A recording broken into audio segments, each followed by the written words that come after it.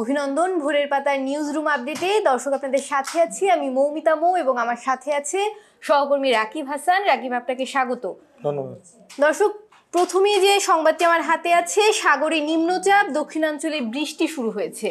মমিতা, আসলে আবহাওয়া অফিসের যে সূত্র রয়েছে সেই সূত্র থেকে আসলে আমরা জানতে পেরেছি এবং আমাদের যারা জেলা প্রতিনিধি রয়েছেন তাদের পাঠানো তথ্য চিন্তে কিন্তু আমরা ইতিমধ্যেই দেখতে পেয়েছি যে বঙ্গোপসাগরে একটি সৃষ্ট লঘুচাপের ফলে কিন্তু আসলে বাংলাদেশের যে দক্ষিণাঞ্চলের যে জেলাগুলো রয়েছে তার মধ্যে পটুয়াখালী এবং আশেপাশের যে এলাকা এবং বরিশালের কিছু এলাকাতেও কিন্তু আসলে সকাল থেকেই গুড়ি গুড়ি বৃষ্টি শুরু হয়েছে এবং সেই অঞ্চলে কিন্তু একটি শীতের যে প্রকোপ, ঠান্ডার যে প্রকোপ সেটি কিন্তু আসলে বৃদ্ধি পেয়েছে।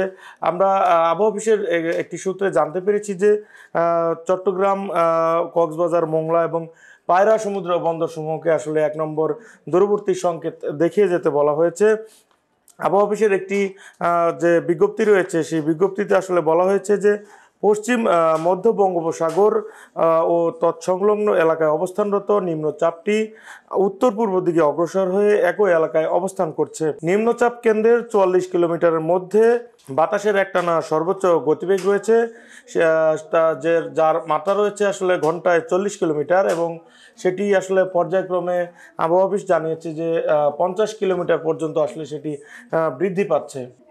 পরের যে সংবাদটি আমার হাতে আছে, ভোরের আগুনে পুড়লো বনানী বস্তির ঘর। মমিতা, আসলে আমরা ফায়ার সার্ভিসের সূত্রেই আসলে সকালবেলা জানতে পারি যে রাজধানীর যে বনানীর কে ব্লক রয়েছে সেখানে একটি বস্তি রয়েছে, সেই বস্তিতে কিন্তু আসলে অগ্নিকাণ্ডের ঘটনা ঘটে। তবে অগ্নিকাণ্ডের ভয়াবহতা বেশি দূর আগানোর আগেই কিন্তু আসলে ফায়ার সার্ভিস প্রায় 1 ঘন্টার চেষ্টায় সেই আগুন নিয়ন্ত্রণে আনতে সক্ষম হয়েছে এবং ফায়ার সার্ভিস যেটি জানিয়েছে যে কম সংখ্যক ঘরবাড়ি সেখানে আগুনে ক্ষতিগ্রস্ত হয়েছে। মোট 7টি ইউনিট আসলে ফায়ার সার্ভিসের সেখানে কাজ করে। এর মধ্যে বারিধারা, তেজগাঁও এবং কুর্মিটোলার ফায়ার স্টেশনের যে ইউনিটগুলো রয়েছে সেগুলো সেখানে কাজ করেছে। আপনাকে একটি তথ্য জানিয়ে রাখি, গতকালও কিন্তু আমরা দেখেছি যে উত্তরার একটি রেস্টুরেন্টে, বহুতল ভবনের একটি রেস্টুরেন্টে কিন্তু একই ধরনের অগ্নিকাণ্ডের ঘটনা ঘটে। এছাড়া গত 2 দিন আগে রাজধানীর যে করাইল বস্তি রয়েছে সেই বস্তিতেও কিন্তু আসলে ভয়াবহ একটি অগ্নিকাণ্ডের ঘটনা ঘটেছে। জি রাকিব, পরের যে সংবাদটি আমার হাতে আছে দর্শক, সুপ্রিম কোর্ট প্রাঙ্গণে উপদেষ্টা হাসান আরিফের জানাজা সম্পূর্ণ হয়েছে। মমিতা, আসলে একটি সংবাদ কাল থেকেই আসলে টক অফ দ্য কান্ট্রিতে রয়েছে যে অন্তর্বর্তীকালীন সরকারের যে উপদেষ্টা রয়েছেন হাসান আরিফ, তিনি কিন্তু আসলে গতকাল শুক্রবার তিনি কিন্তু মৃত্যুবরণ করেছেন।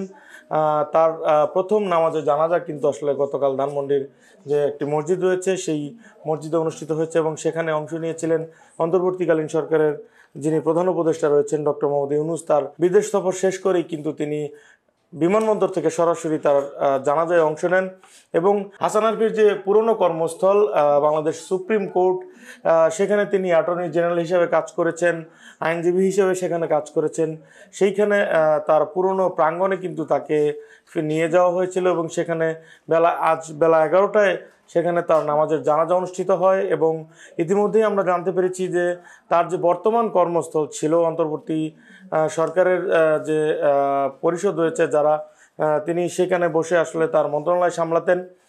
বাংলাদেশ যে সচিবালয় রয়েছে সেখানে তার নামাজের জানাজা হওয়ার কথা রয়েছে। দর্শক, আপনারা জানেন যে উপদেষ্টা হাসান আরিফ কিন্তু গতকাল বিকেল 3টায় হৃদরোগে আক্রান্ত হন। সেখান থেকে তাকে ল্যাবেইড হাসপাতালে নেওয়া হয়।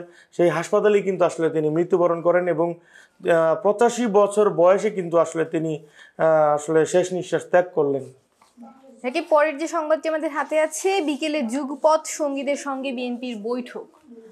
মমিতা, আসলে আপনি যেমনটি জেনেছেন যে আপনারা দেখেছেন যে দীর্ঘ 16 বছর কিন্তু আসলে বিএনপি আন্দোলন করেছে এবং এক পর্যায়ে সেই আন্দোলন কিন্তু আন্দোলনে কিন্তু জনসম্পৃক্ততা বেড়েছে এবং গত 5 তারিখে দেখেছেন যে আওয়ামী লীগ সরকারের যে পতন, সেই পতনের পর থেকেই কিন্তু আসলে বিএনপির যে মূল এজেন্ডা যেটি রয়েছে যে নির্বাচন, তারা কিন্তু আসলে এখন নির্বাচনের পথেই হাঁটতে চায়। এই উপলক্ষেই কিন্তু আসলে তারা এখন বর্তমানে তাদের কার্যক্রম পরিচালনা করছে।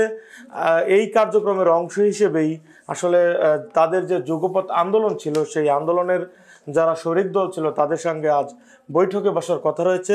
দর্শক, আপনারা জানেন যে বিএনপি চেয়ারপারসনের যে গুলশানের রাজনৈতিক কার্যালয় রয়েছে, সেই রাজনৈতিক কার্যালয়ে কিন্তু আজ বিকেল 4টায় সেই বৈঠক হওয়ার কথা রয়েছে। এতে প্রথমেই কিন্তু অংশ নেওয়ার কথা রয়েছে জাতীয়তাবাদী দলের যে 12টি শরিক দল রয়েছে, সেই দলের সঙ্গে কিন্তু আসলে প্রথমে বৈঠক হওয়ার কথা রয়েছে। এর পরবর্তীতে এলডিপি এবং বাংলাদেশ লেবার পার্টির সঙ্গে কিন্তু আসলে বৈঠক হওয়ার কথা রয়েছে এবং সেই বৈঠকে বিএনপি মহাসচিব মির্জা ফখরুল ইসলাম আলমগীর সহ সিনিয়র নেতৃবৃন্দ কিন্তু অংশ নেবেন এবং বিকেল 4টার পর থেকেই কিন্তু আসলে সেই বৈঠক শুরু হওয়ার কথা রয়েছে। জি রাকিব, পরের যে সংবাদটি দর্শক আমার হাতে আছে, ঢাকায় রাহাত ফাতে আলী খান গান শোনাবেন আজ রাতে তিনি। মমিতা, একটি দীর্ঘ অপেক্ষার অবসান ঘটিয়ে কিন্তু আসলে গতকাল পাকিস্তানের যে একজন জনপ্রিয় শিল্পী রয়েছেন রাহাত ফাতে আলী খান, তিনি কিন্তু ঢাকায় অবতরণ করেছেন।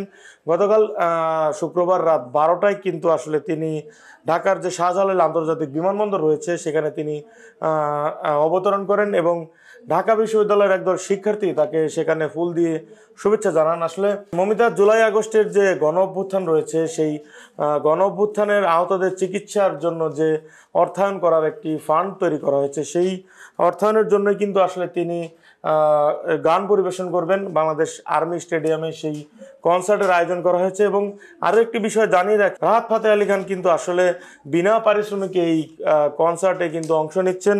এছাড়াও দেশীয় কয়েকটি ব্যান্ড সেখানে অংশ নেবেন, তার মধ্যে রয়েছে আর্টসেল, চিরকুট, আফটারম্যাথ এবং সিলসিলা এবং এই ব্যান্ড দলের শিল্পীরাও কিন্তু আসলে সেইখানে গান পরিবেশন করবেন। এছাড়া জুলাই আগস্টের যে আন্দোলন, সেই আন্দোলনের গ্রাফিতির চিত্র সেখানে তুলে ধরা হবে এবং সেখানে মঞ্চ নাটকের ব্যবস্থাও রাখা হয়েছে এবং মুগ্ধ, যিনি আসলে জুলাই আগস্টের আন্দোলনে নির্মমভাবে নিহত হয়েছিলেন, সেই মুগ্ধর স্মরণে কিন্তু আসলে সেখানে একটি মুগ্ধ কর্নার বা মুগ্ধ ওয়াটার কর্নার কিন্তু সেখানে রাখা হয়েছে। ধন্যবাদ রাকিব আপনাকে। দর্শক, এই ছিল আমাদের কাছে ভোরের পাতার নিউজ রুম আপডেট। পরবর্তী আপডেট পেতে ভোরের পাতার সঙ্গেই থাকুন। ধন্যবাদ।